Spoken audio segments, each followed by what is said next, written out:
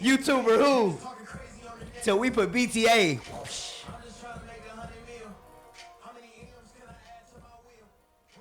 That nigga He's ain't put no out projects YouTuber. before too. This isn't his first album. This may be like his third or He got something like songs that. with like Gunna and Offset. That nigga ain't He be rapping for real. Bro, that's why. What song was that? Was that Motion or was that Pump 4? Where he said, why do these niggas keep trying to get into the music? Can I have my fucking wave back? That's Pump 4. I don't think that was Motion. Yeah. Cause he was the first. Niggas have always tried to use like content as a platform to get into music, kind of like how I'm doing, but with books and movies and stuff. But no one has ever been as successful as that nigga. Like that's his thing. And then so people were trying to do it before him and were kind of like, they would make songs, but no one ever became like a mainstream rapper. Like he got shit that done went gold and like shit like consistent gold, double gold, whatever. Yeah, of this newer generation for sure. Cause like before like social media was as prevalent, like the path was like Ariana Grande and shit like Right. that, like Disney Channel, Nickelodeon, like Yeah. they would always transition Selena Gomez and shit like that. Now all these younger niggas are specifically trying to do that, trying to do content and then get into music, and they're ass. You were ass before you turned on the camera to stream, bro. Just because you stream and you got 300K followers now don't mean your raps are not ass anymore. You're still ass. That didn't change. You're still bad. It's not for everybody, bro. But that nigga DDG can rap though. Clearly. Welcome to the Land of Waves podcast. How y'all been, man? I am your host, Fade, here with my two older brothers, James and Jermaine. Less of a podcast, more of some niggas just chilling, bro. So come kick it. What's going on? What's going on, boys? It's another day. Please don't say no stupid shit, bro. See, this is gonna. No, it's not. No, it's not. I promise you it's not. Go ahead. Yo, That's crazy. You're gonna be on bullshit is what that means. No One Piece today, just cause time constraints. Portugal, España final. There's not really the whole lot going on though. It's just a lot of backstory. Well, it's the end of Kuma's backstory. And I know a lot of y'all, and then a lot of people who are manga readers were waiting on this episode. I saw shorts dedicated to this upcoming episode, talking about how like prevalent it is, important it is, stuff like that. So The one that just came out today? yeah, the final one. Okay. So I'm very curious to see how it goes. they said this is the his backstory's ending. This is the last week for sure. Are we getting back to the present after? Either the very last one or like the end of it. So like you know how like if an arc ends for like an arc for One Piece ends, then you got like maybe 2 to 3 episodes to finish it off. So if this is the end of it, then maybe there's one more after this one. But I don't see it going like 3 more or anything like that. So yeah, I mean, like I've told y'all, I haven't necessarily enjoyed it, but I haven't hated it just because of like the stuff it's shown. It's shown Saturn, it showed a little bit of God Valley, things of that nature. God Valley's kind of, I won't say hardcore tied into the only One Piece topic we have today, but it kind of is. Go ahead. I say it frustrates me because we get so much going on. We've been waiting for the God Valley backstory, and if this is nearing the end of the arc, then that means that they're not gonna touch on the heavy hitters that are actually there. We're not gonna see too much about them and how they got down on the island or whatever. But I'm just trying to figure out how the red hair ties into Kuma for real, because I know he has to show up at the end of this story. This is where they say they find him.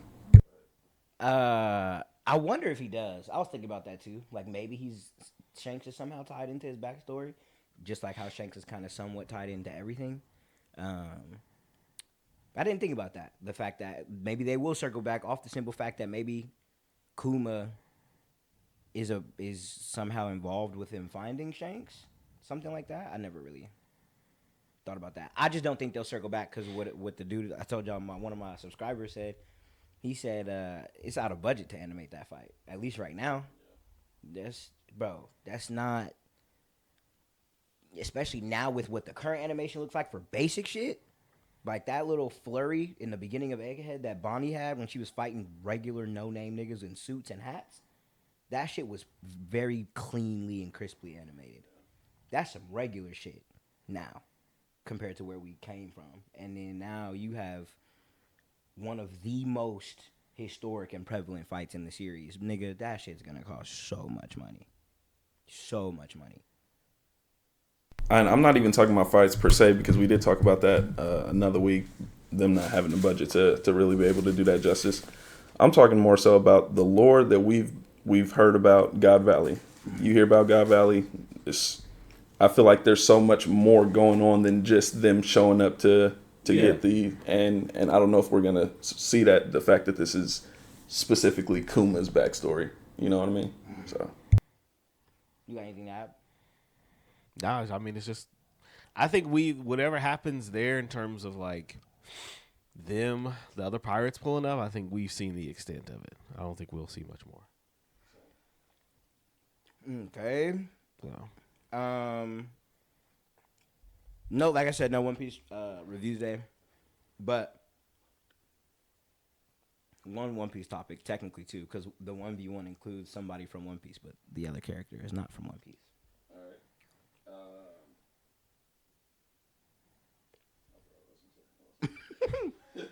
Oh, are you still gonna react? You gonna react? Yeah. So that way, Wednesday we'll talk about it. What was I about to say? Any guess or idea at all as to what my theory could be about from either of y'all? No.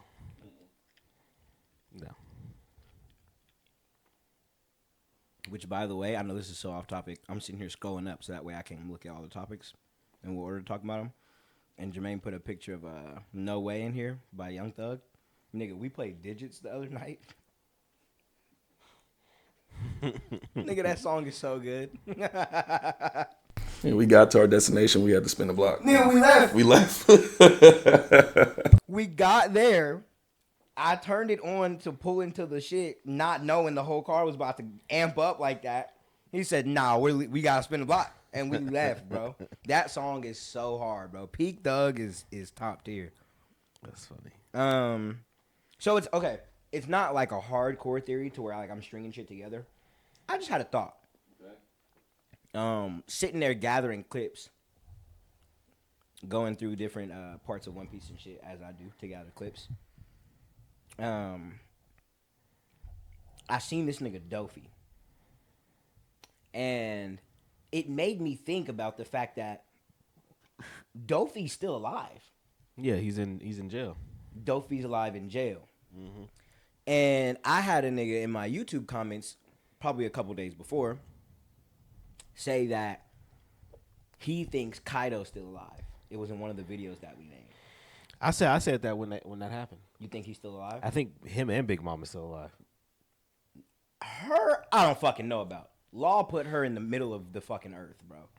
And then, which one of them got dropped into lava? Was it him or was it her? No, it was her. It was her? I feel like both of them did, maybe. No. Yeah, it wasn't him. Somebody could have went and fished that nigga out. Especially maybe the Navy went and got that nigga. See, we'll fuck around and... Go ahead. Nah, you can. I'm convinced it goes back into what I was talking about. Nobody dies. Yeah. I know that they're gonna figure out a way. There's a loophole. There's always loopholes in One Piece. And for Kaido too, I don't know when after all the fighting stopped, but like the rumbling that came from under the sea.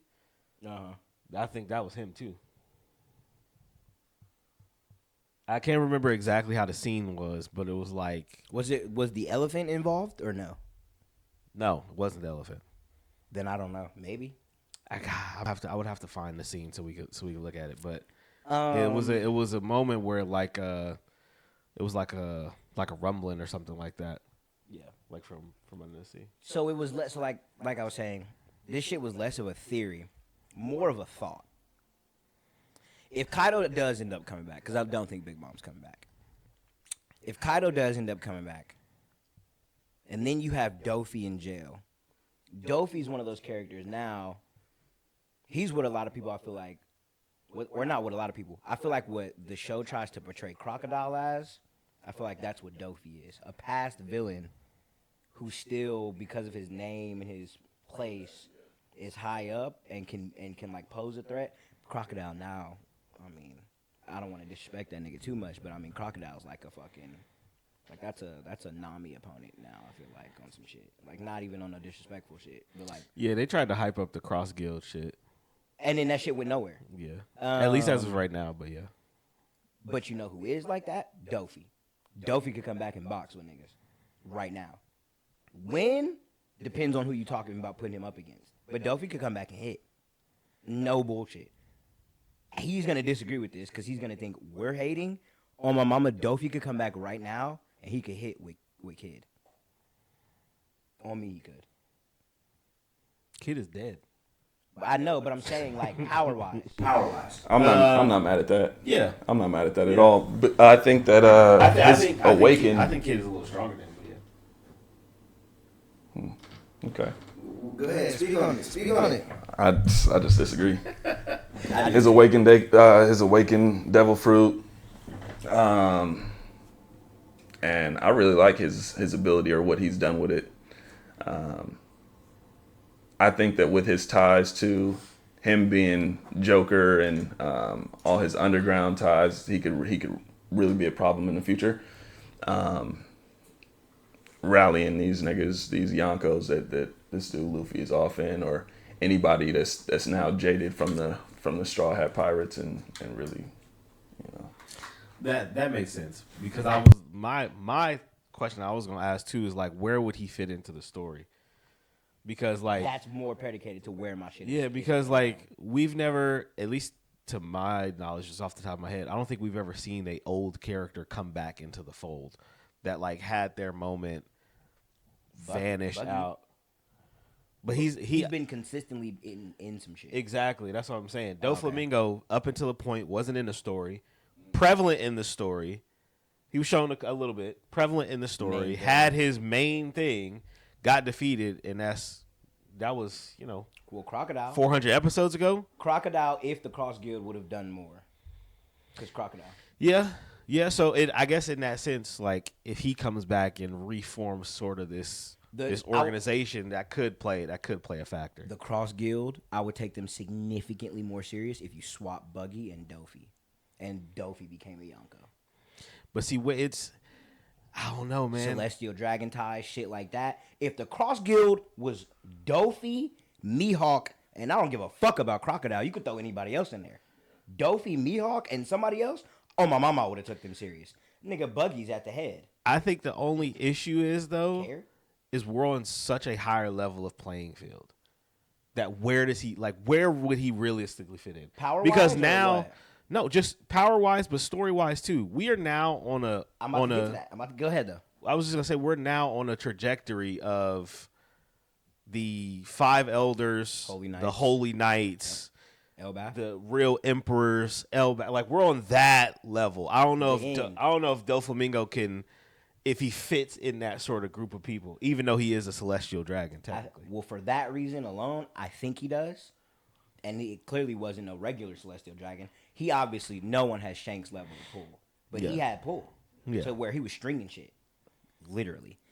No pun intended. That's crazy. I didn't try to do that. I swear. And so, where he comes back into the story is where Kaido comes back into the story. For me, at least, where my thought theory is going. I think it kind of goes into what I was saying about ways that One Piece can solidify itself as the greatest anime of all time, unquestionably, undoubtedly. And then jump into that tier of arguably one of the greatest pieces of fiction ever, which it already is, but like top 3 type shit. You know what I mean? Up there with fucking historically looked at like Star Wars and Harry Potter and shit like that. I think I don't know how you would do it, but I think for me, the way One Piece puts itself on an entirely different plane of existence between anime and then One Piece is if Oda correctly can tie the story in, and because we've had kind of thoughts about this too, it ends up being an all-out war on Laugh Tale. And Yeah. Dofi comes back, and Kaido comes back, and people like that appear. Fucking, is it Rox or somebody else who people have made theories about the fact that Rox isn't dead? Yeah. And Rox is still alive somehow. I've seen some people say Rox is living through Blackbeard or fucking shit like that, because we don't know nothing about that nigga unless manga readers do, but we don't. See, yeah, we talked about that, and then that was like the reasoning behind why he could have 2 devil fruits. And then you fast forward to a little bit later on in the story, and members of his team do too. And we still don't have an explanation for that. We still don't know why. Oh, yeah, the fact that he can take people's devil fruits and give them to other Give them people. away. Yeah, I think taking somebody's devil fruit for yourself is one thing, but taking it and then giving it to people in your crew is a whole nother thing. I think if One Piece can do that, could you just close your eyes and just look a picture of blank canvas. Think of the fucking ones that could happen. All the way on the northeast side of the island, you got Dofi and fucking Fujitora going at it. Full hit. Across the island on a mountain somewhere, you got Zoro finally getting his one against Mihawk. Down low, in the jungle somewhere on that island, you got Shanks hitting with Blackbeard. And then across the island, the main part of the island, you have a recap or a 180 to where Luffy pulled up on all the admirals on fucking on Ace's thing. You could have Luffy, them trying to keep him away from the One Piece. Luffy getting his one against Akainu. Bro, you got fucking say Garp or Rayleigh, maybe Garp and Rayleigh is hitting with a revived Kaido. Like that, Laugh Tale, if that happens, if it's a war for the One Piece, that could be, and you know that shit would be like 300 episodes. That would be the nail in the coffin. Yeah. That would, bro, because shonen anime in general typically end with a war arc of some sort, even if it's not like a real war, it's like a final battle. And as Naruto stands, the war isn't necessarily our proudest moment because there are plot holes and shit like that. One Piece, we've talked about it before multiple times on the pod, and I saw Dylan from RDC saying this exact statement like a couple nights ago. I saw a clip of their podcast, and Dylan was saying what I think is arguably the truest statement for anime. Sticking the landing is the hardest part of an anime. Yeah. It's the hardest part of an anime, bro. Yeah. Especially if your shit was good the entire time. Mm-hmm. It is the hardest part of an anime. Yeah, they would have to make it make sense. Mm-hmm. Because other than, like, I know Roger put out the sort of challenge in a sense of like finding the One Piece and all this shit, but to our knowledge, most of these pirates, especially like the high level pirates, they're not really looking for it. Mm-hmm. And we've never seen them, with poneglyphs and different stuff like that. We know Shanks and his crew is looking for it. Big Mom had one and was just sitting on it. Exactly. So it's like, in a way, they almost gave up. They would have to spin it in a way that makes sense for everybody to converge, because if had the story been from jump, the goal of every single pirate, or for most of the pirates, especially the high level ones, big ones with the crews, was to get to this moment. And in these instances of meeting each other along the way, there's these battles and clashes and all this shit, and then we finally have a culmination of everybody getting there. Mm-hmm. That would make a whole lot of sense. But since that's not the case, if it does end like that, which would be a hard ending, how are we gonna make up for this whole shit that we don't have leading up to it? Because at that point, if everybody just ends up there, It's like, how does it make sense that everybody's just here? You know what you could do? You can have the news outlet leak some shit. Yeah, so stuff like that. Like you would have to have And then little nuggets like that, or maybe they will reveal that somebody has been in the shadows the whole time. Something. And you got to start it early. You got to start giving it to So that would be tough to do. I think that and it's hard to say because I don't want to be the fan that I am of One Piece, have been for as long as I have, and Roger put out this deal just for us to get back Joy Boy and for us to oppose the government, and you get to the end of the story and the One Piece is friendship. I knew you were gonna do that, bro. Do you know how hurt I would be? Do you know that this I'm gonna try to fly through them. We'll just go top to bottom. Top 5 side characters in all of anime. Now, I don't know how y'all feel about this, but in the sense of like when you're building out an anime, I think cornerstones of anime, just from watching as many as I have, and I still haven't watched nearly as many as I want to. I think the cornerstones of anime to making a good anime is villain, side characters,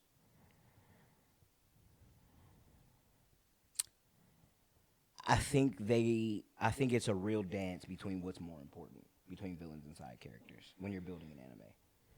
Because in my mind, a good side character or side characters are more important than a villain in anime, because you could have a situation where it's not even necessarily the villain that's good, it's the plot of the villain story, or like it's what we're trying to get over, or just like it's the problem of the situation. You could have a really good cause and a really good villain group or whatever, but then the head villain, the main villain, just isn't that guy.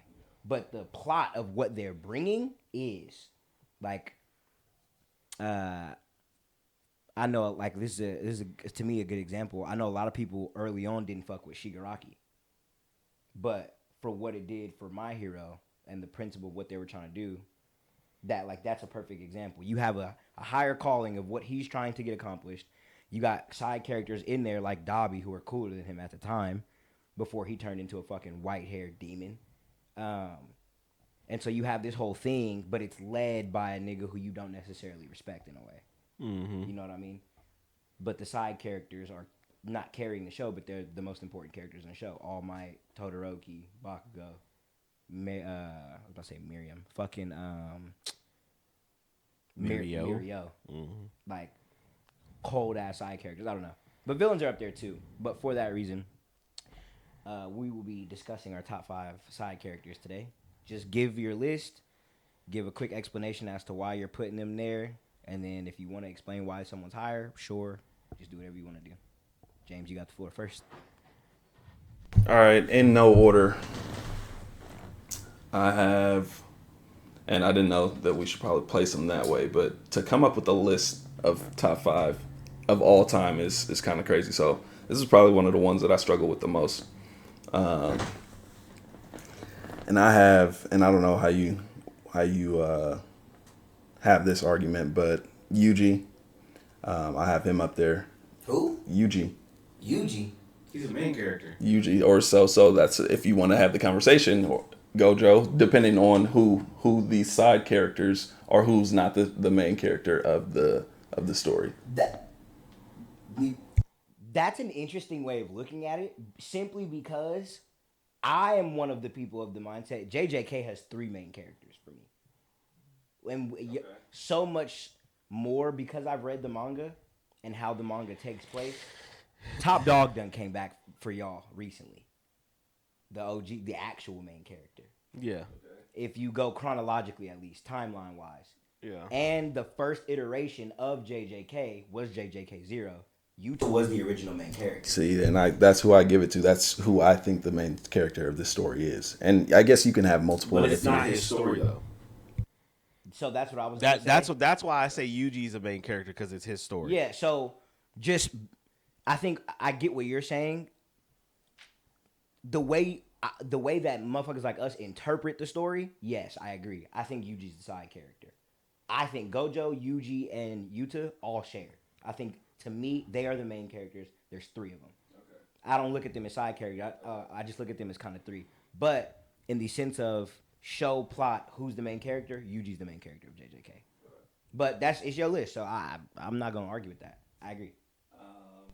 And it's funny that you brought up the My Hero side characters, because they do a really good job of not only like backstories, but getting everybody involved that's a part of the story, even if they don't have a huge role as far as where the story is going.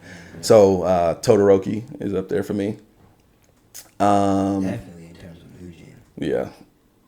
Zoro, I feel like you gotta if you're talking about longevity and how long a show has been, then you got to talk about their main side characters. And so Zoro's is that dude. For his introduction, with you talk about Kuma's backstory, the first time they were introduced, and the Scooby-Doo arc of One Piece, Thriller Bark, and he had that moment that his captain still don't even know about. Mm-hmm. Great side character. What I say, Zoro, Sasuke. Obviously, you don't have too many side characters whose name have so much that comes with their name. Like he was comparable to Naruto, and it's his show. You know what I mean? From his backstory to where he took the show, and I gotta get on that and watch it to its full extent. But what's that? That's 5. That's 5? Yeah. Todoroki, Yuji, Sasuke, and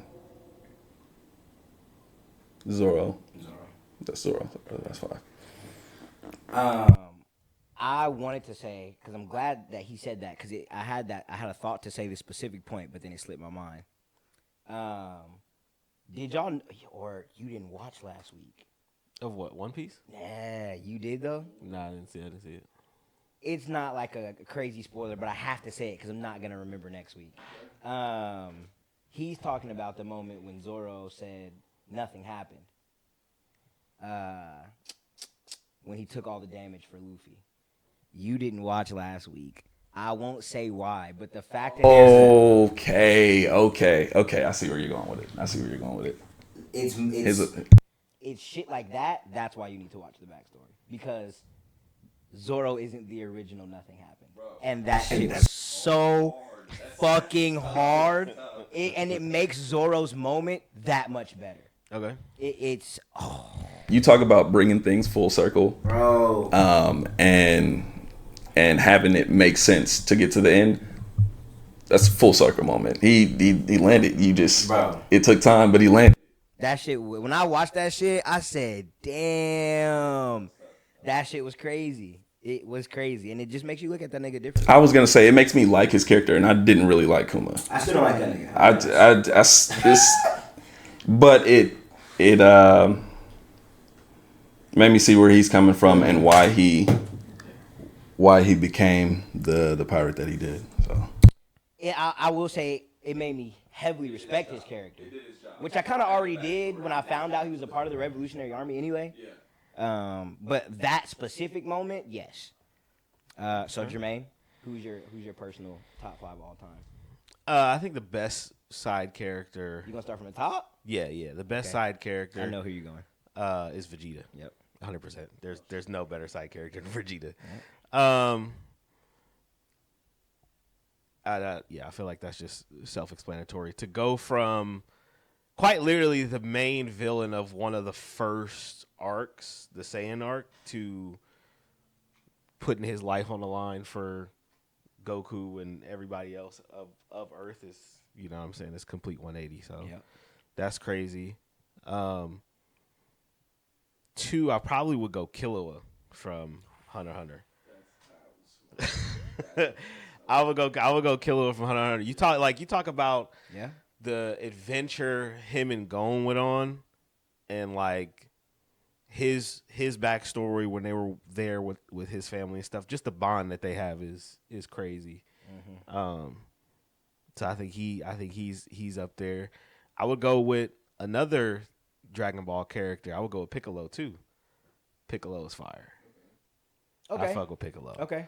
And like he's a similar sort of thing to Vegeta in the sense that in the original Dragon Ball, the first Dragon Ball, he was the main villain, and like him and Goku was at it, but it was, you know, when you find out later, it was more of like an admiration sort of thing as to why he was the way that he was. But I think for characters to be written that way, to be looked at in such a negative way, to then completely 180, especially in an anime like Dragon Ball that doesn't have prolific writing, I think to have those moments there, I think is pretty fire. Yeah. So that's 3. Here's where we get a little tough. I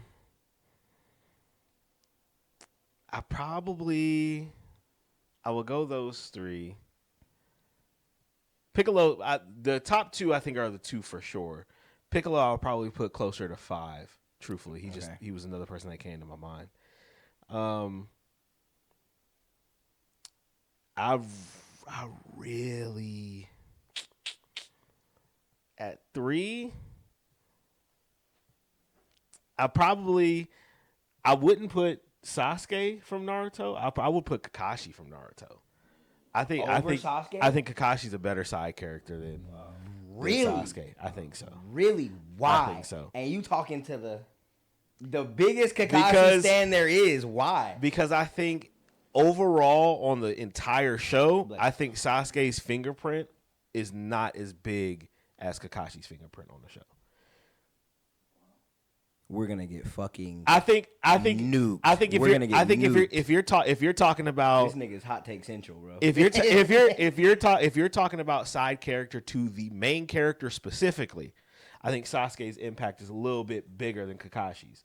But I think when you look at the totality of the show, though, I think Kakashi's impact on not just the main character, but his impact on Sasuke is huge. His impact on everybody in the village, just as being the type of person that he is, I think it's a little bit bigger. I think it's a little more prevalent. I think I agree with you, just not so much so where I would put him over Sasuke is the best way I can explain how I look at what you're saying. Because I agree, nigga, anytime some shit went down in the village, it was always understood, even if it didn't have to be explained in certain situations, that if anything were to happen to whoever the Hokage was at the time, that nigga's next in line. Yeah. Or even if he's not even next in line, even as a fucking teenager, if a top dog gets taken down,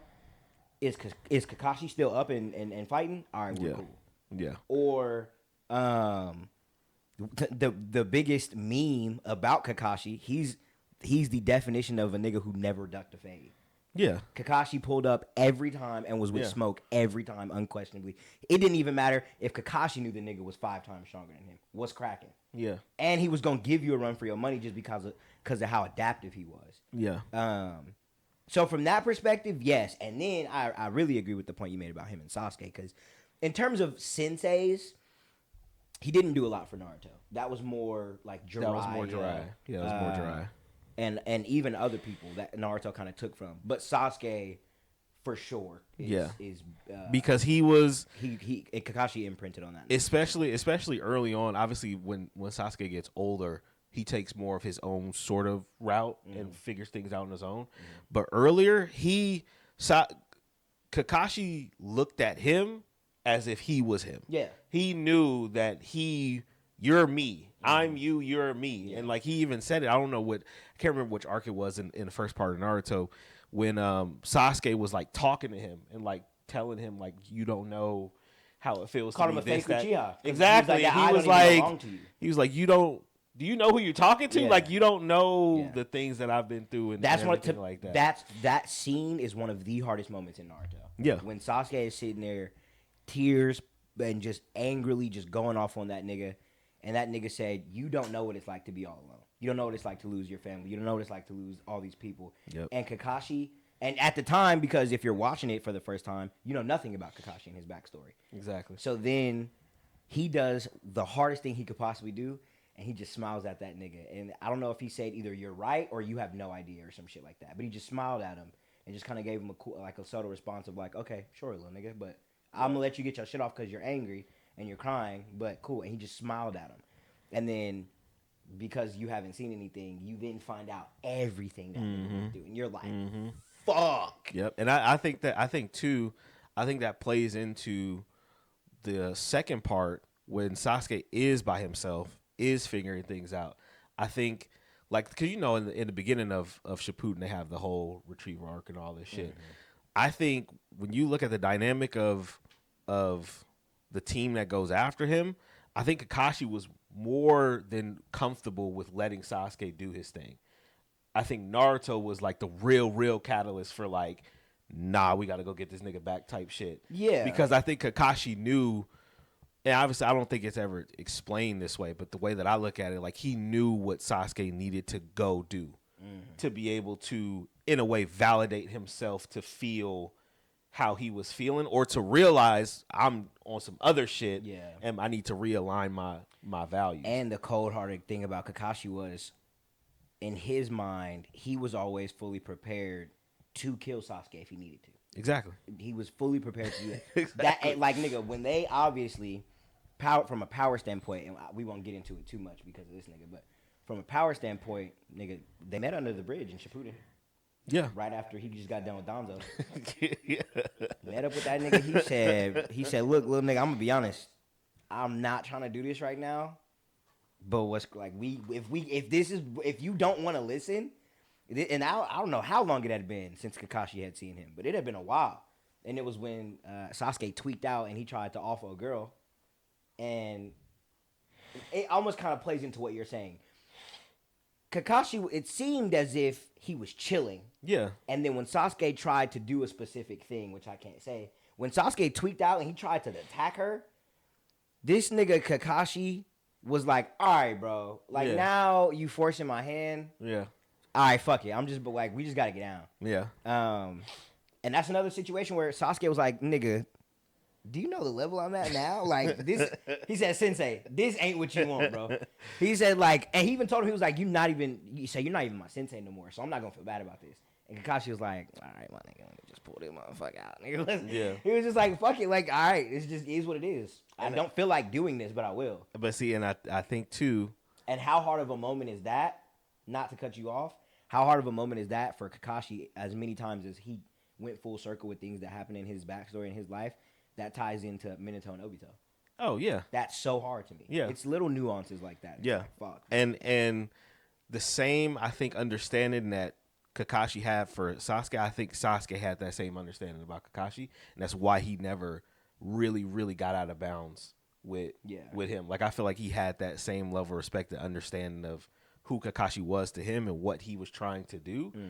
And so he knew. So I think that's why I say, like, I think Kakashi is a little bit more impactful as a side character to the show entirely, not just to Naruto. That's fine. Not just that's fine because like I said, everywhere he went, Kakashi you could argue is the most famous nigga in Naruto. Yeah, like in terms of inside the verse. Yeah, everybody knew who that nigga was. Yeah, any arc he stepped into, niggas was like,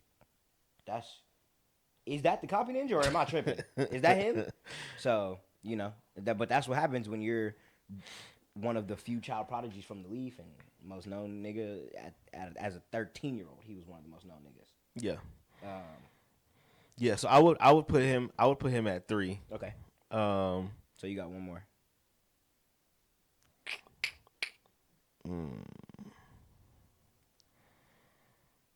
because I want to put Zoro there. I also want to put Bakugo there too, though. They may both have to be there at 4, or maybe one pushes Piccolo out. I don't know, but them two would be my next two, because Zoro is when you talk about a side character that's just sort of like attached to the main character. There's no other definition perfectly than that nigga. He is the ride or die nigga. Yeah. Like early on, you saved my life. Cool. I'm literally dedicated to you for the rest of what we do. Like he's the only person in the crew that looks at Luffy like a captain. I think. That's not. Yeah, fuck no. I think. We've said it before. Everybody's, in a sense, even if it wasn't physically, everybody's tried him. Everybody in the group has tried him. They just like I think like Chopper, Usopp.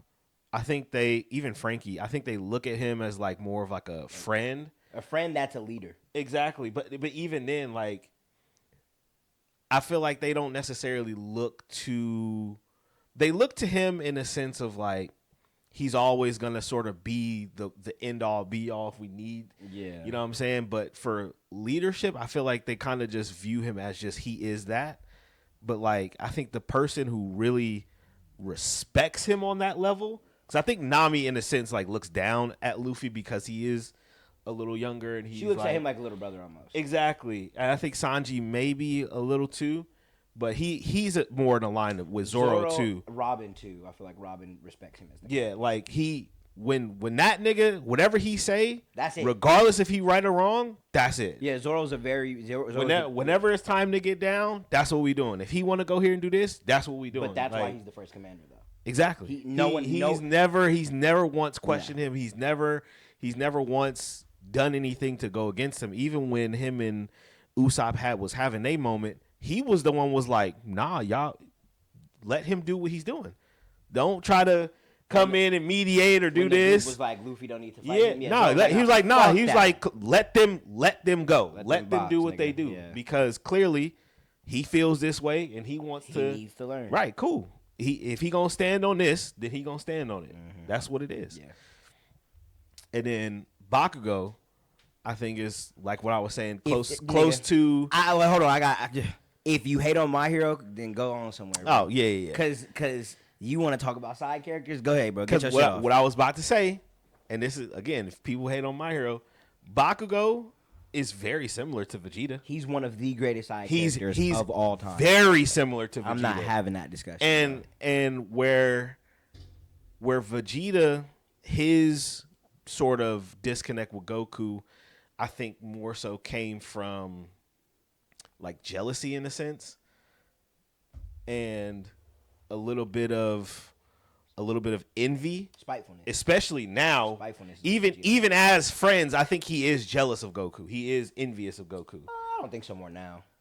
I still think so. Nah. I think the respect level is so high that I think you don't see it as much. Yeah, okay. But I still think he is, in a sense, at his core, at a Saiyan's core, it's strength, it's power, and he knows Goku is that. Yeah, that's fair. You know what I'm saying? Yeah. Whereas Bakugo, I think Bakugo genuinely disliked Midoriya. He hated that nigga because he had the shit that he didn't. He had the mental. Exactly, and I think even before then, before it really got to the thick of it, I think he genuinely had like a somewhat of a dislike to him, even before that transition, because they used to be, when they were younger, used to be friends and all this shit, and I think it sort of just started to compound, and then for them to have their fight, and for him to figure out that they're really aligned in the same thing, the same goal, they look up to the same person and all this shit, to almost fucking dying together on the island in the movie and shit like that, and then sharing that moment, like, I think for him to really complete his arc in the show is crazy. Yeah. To where now he, we don't know what's gonna happen in the last season, but I mean, literally dying for this nigga. Yeah. I mean, even in the season before where they first fought, Shigaraki when he pulled up and got stabbed by the red shits. Died saving that nigga. Literally. You thought he died saving that nigga. Literally. And this is a nigga who two That's seasons twice ago now. two seasons ago you hated and y'all was fighting and you know what I'm saying and shit like looking this back is crazy. on it, that fair one that they caught in the practice city when he said fuck it, like he said he called that nigga out of bed. He said let's just go settle this shit right now. Yeah. And they went into the practice city and in they house clothes and they just got a fade in. Like that's hard. And All Might pulled up and he was again this a cold thing too. Like you have to let people get that shit out. Mm-hmm. Like they needed to get that out. They needed that moment to get it out. Yeah. And for Bakugo to see too, especially then, him fighting who at that point he was at the peak of his strength. At that point, Midoriya wasn't at the peak of his strength at that point. If anything, Midoriya probably was holding back, fighting him. For him to see and understand that Midoriya is just on a different level, and not because he was given this ability, right? Because he was in a sense. Yeah. But All Might even told him, this power, it's not just going to make you stronger. You're going to have to work for it. Yeah. And I think that he allowed him to see all the pain that he went through to get his body to a certain level to be able to it's so, harness this power. It's so crazy how people try to meme that too. And they're like, he got his power from, people be saying he got his power from eating, what is that shit called? Why can't I think of the hair that's on your fucking nuts? Pubes. Niggas be saying he got his power from eating pubes. Niggas be saying that shit online. Like, as much as you try to meme how Midoriya got his powers, bro, look at that nigga's scarred up body. Those aren't scars from damage he took. Yeah. That was scars. Those were scars that he took that are a visual representation of the fact that he had to become worthy for that power. Yeah. And it's that simple. And you talk about the quality of a main character or even the quality of him in that show. He was, even after all the work he put in, still not strong enough to use the powers to the limits that he needed to, and said, fuck it, I'm going to break my arms, I'm going to break my fingers, I'm going to break my legs to use this power to save people the best way that I can. It's so crazy. Didn't matter if he died or not. It's so crazy how that's overlooked. And people try to I've seen some people try to say that's a flaw in the show. Like, what? Yeah, because people are like, it's weak that he has to consistently, because it was for a good part of the show that he had to hurt himself to use the power. But it's like, that's just you saying in a different way you don't like the show. Yeah. Because that makes no sense. If it was Luffy, and if Luffy had to hurt himself to go into Gear 4, let's say every time Luffy used Gear 4, because remember like how did they say he would take gears off of his life if he used Gear 2, or was that he took gears off his life to get that shot? To get that shot. When he was an impale down. When he did that, everybody looks at that as a goated story moment. Okay, cool. It's a little nigga on this mountain that's about to die, who's been annoying and hating on him, dislikes superheroes to the point where his family members are superheroes, and he, as a kid, he wants to disown them because of what happened to his parents. Yeah. It's fuck superheroes. Yeah. It's fuck you, nigga. Especially how I'm looking at you, and no one knew he had All Might's powers, but looking at your abilities, you look like the second coming of All Might. It's fuck you. You're literally what I despise the most. That same child is gonna die on a mountaintop, and Midoriya breaks both his arms to save this kid. Yeah. But that's ass because he hurts himself to use the ability? No, y'all didn't say that shit when Luffy sacrificed 2 years of his life or whatever the fuck. Like, it's the same thing. Yep. Or I mean, even it's just sacrifice. Even if you want to fast forward till now, trying to downplay sacrifice is crazy. He quite literally is sacrificing his life. You can say inadvertently sacrificing the people around him because he feels he can still save Shigaraki without killing him. And so he in a way is obviously fighting to try to stop him, but he's not fighting to kill him. No. Because he feels like, if he would have killed, I see that kid in you that still needs to be saved, so I'm going to save that kid even if it costs me my life. Right. And inadvertently cost me the other people around me life because they're also fighting too. And so it's like, but yeah, I would go with those. That's 6 technically, but the top 2 I think are locks. The other ones are you can kind of shuffle. So I'll kind of skim through mine because it's kind of the same. I got Kakashi at 5 Fire. Yep. for what he was to the show, like you were saying. We don't have to run back through that.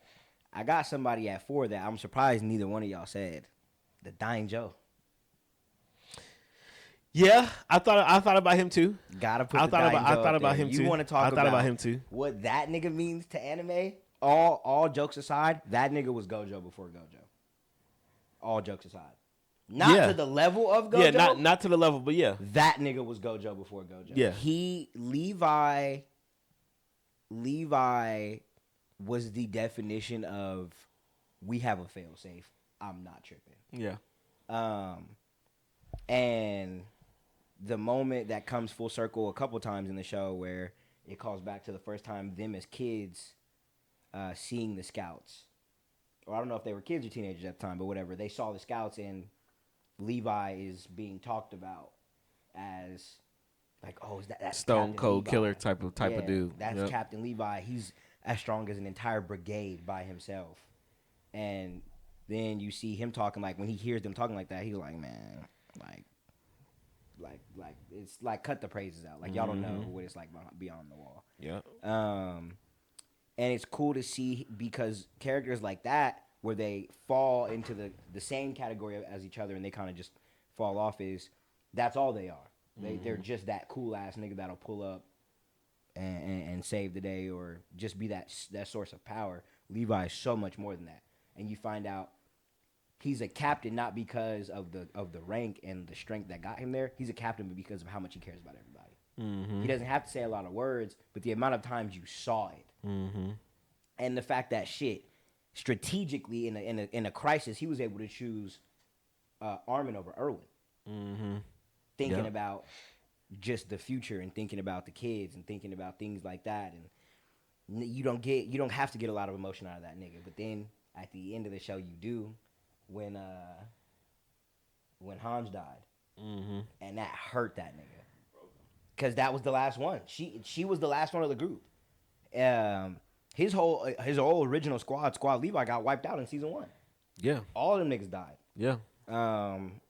Erwin died. He kind of just took that for what it was, because especially a heated situation as they were in, he didn't have time to mourn Erwin. Yeah.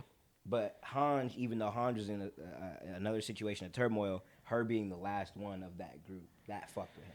And too, I think what fucked with him even more is he knew he couldn't do anything about it. Yeah.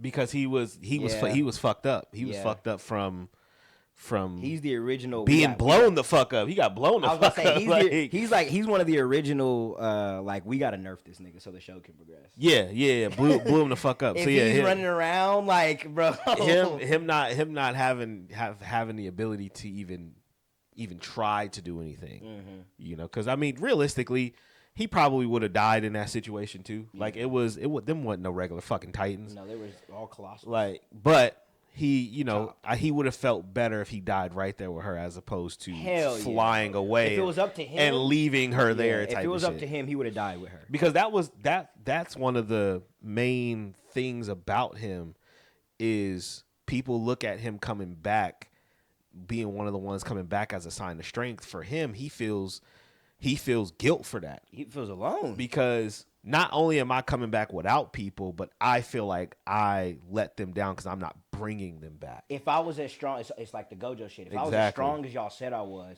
I should have been able to save them. Exactly. But y'all don't see it that way. Exactly.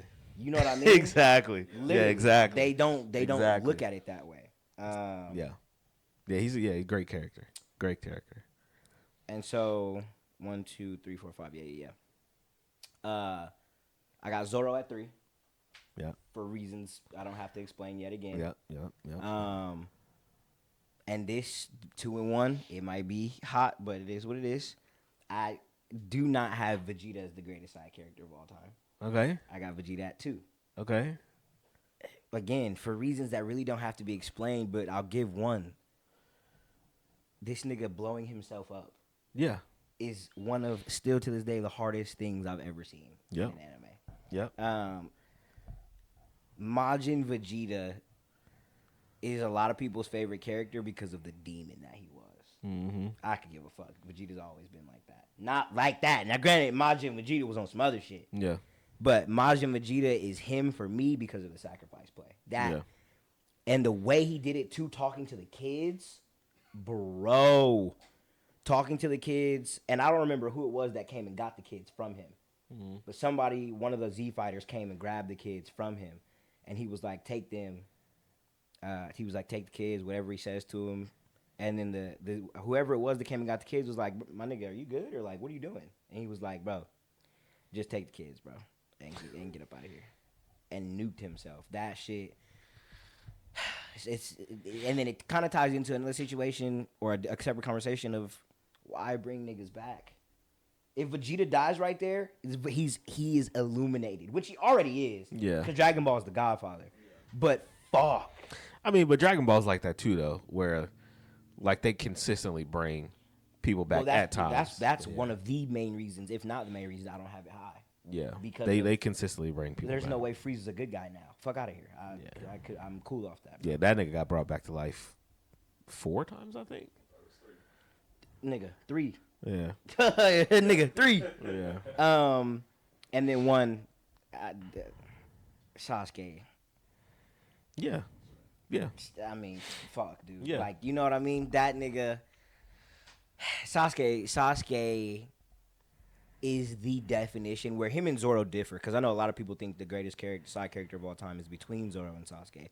But for me, why I will always give the edge to Sasuke is Zoro will forever be a side character. Sasuke was the second main character. Yeah. Even with Vegeta had moments of the show where it was maybe a case of episodes of him by himself. But with Naruto and Sasuke, there's legitimate separate times. That they're like co-main characters in a way. Where it's following only Sasuke and Team Taka. Yeah. And them niggas.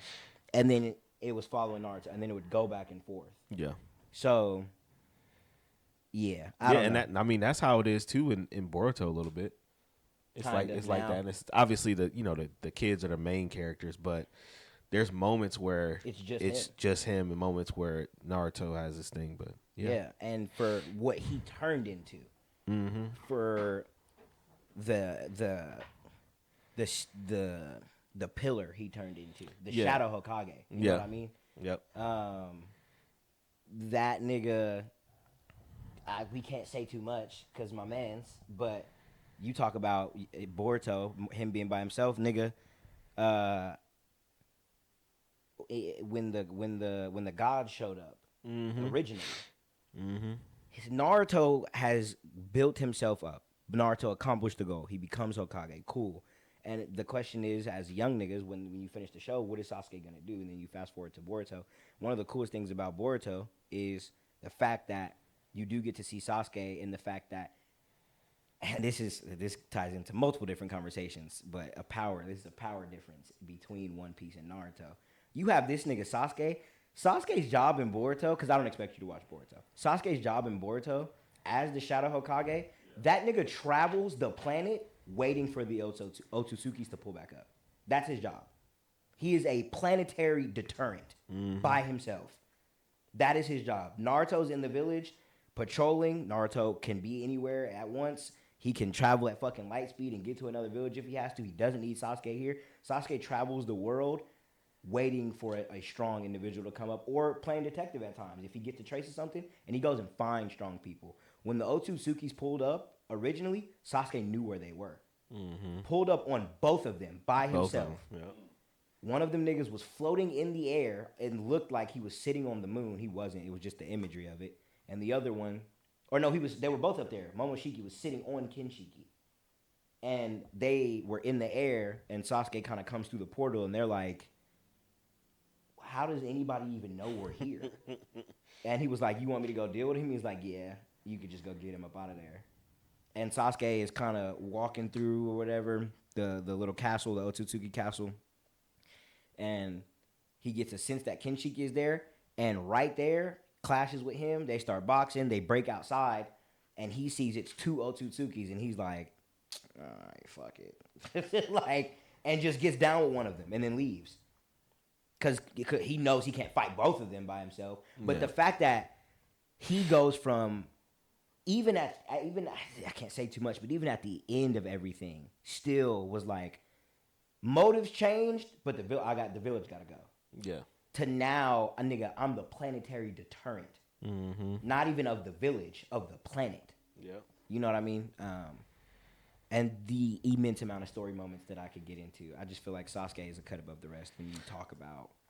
I think he's the only side character that like what you were saying about like how there's times where it's just him, times where it's just Naruto. I think he's probably the only side character that has a main character storyline. Like I think what makes other side characters great is how well they complement and are attached to the main character. Sasuke was written in a sense that he has his own story. Yeah.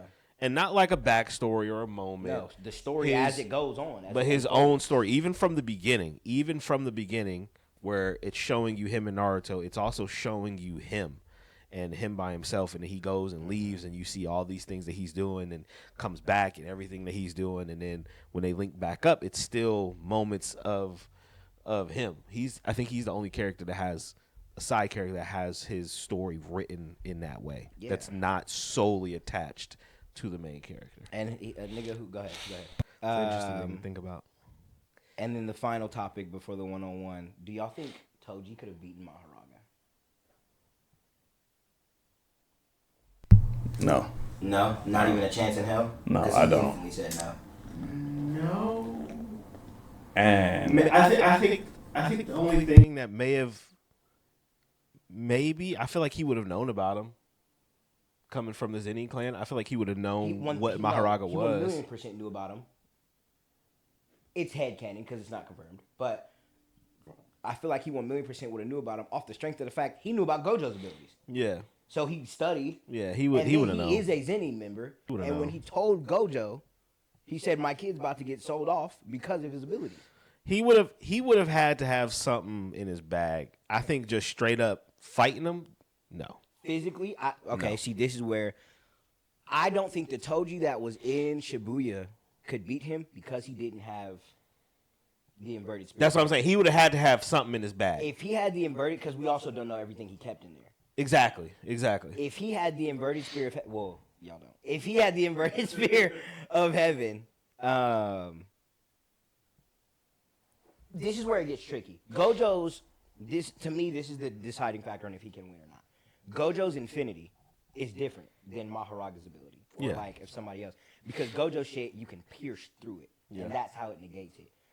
If Mahoraga's ability is to adapt, then theoretically, how does the inverted spirit of heaven affect Mahoraga?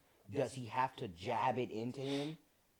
And then it has to stay there for him to not be able to adapt? Because I remember when season 2 first ended, me and him were arguing about if Toji could have done anything with the inverted spirit of heaven. And I was saying yes, because physically I do think he can brawl with him. But Jermaine was saying if he can adapt to any and all things, then he should be able to adapt to a physical fighting style. Yeah, for sure. So, you get no argument from me. If all he's doing is adapting to his physical fighting style, now it becomes a question of how does the inverted spirit of heaven affect that? Because if he jabs through him with that, and this is my mind. If he has to have it in Mahoraga, if it has to be stabbed into him somehow, then no, I don't think Toji can win because Mahoraga's not going to let it sit in there. Yeah. But if all he has to do is cut him with it one time, now we just box. I don't know, bro. Well, so he cut through that dragon that Geto shot at him. Yeah. He said that was the strongest in terms of defensive capabilities. That was the strongest thing Shikigami he had at the time, or not Shikigami, cursed spirit. Yeah, that was the strongest cursed spirit he had at the time. Yeah, the rainbow dragon. Yep. And Toji cut through that bitch like butter. Yep. With a regular sword. So is the inverted spirit of heaven, or is the items that he would use? Those are cursed tools, cursed weapons. Yes. So they have cursed energy. Yes. So if that's the case, then I think Mahoraga would be able to adapt to it, and it would nullify. Because when you look at what Sukuna had to do when he was fighting him with his curse technique, right? He was fucking him up. Yes, But wasn't killing him. He started catching on. When he did his domain expansion, he initially deleted him. He came back but that was only because he adapted had adapted to it. But that's what I'm turned saying. him into a literal. So he had to change spray of blood. his curse technique. So that's what I'm saying. Shot him with that fire. That's something he hadn't seen before. If he is fighting with these cursed tools and adapts to their cursed energy and their cursed, power, and can counteract that now, I don't know. I think it would nullify it, and I think you will be looking at just straight hands. And if it's straight hands, I don't think he got it. Physically brawling. It just depends on how hard you think Sukuna was trying against Mahoraga. Because I don't think Toji is fighting a 15-fingered Sukuna, but 15-fingered Sukuna wasn't fighting for his life against Mahoraga. That's my thing. Yeah, that's my thing. I don't like the fact that I say he can, because I don't believe that he can win against a 15-fingered Sukuna. And I feel like if you're saying that, yeah, Toji would have been able to beat Mahoraga, then does Mahoraga have cursed energy of his own that he used, like curse techniques? I don't know. I don't think he had any that he was using against Sukuna. His curse technique is the shit. Or adapting, because it's not copying, it's different.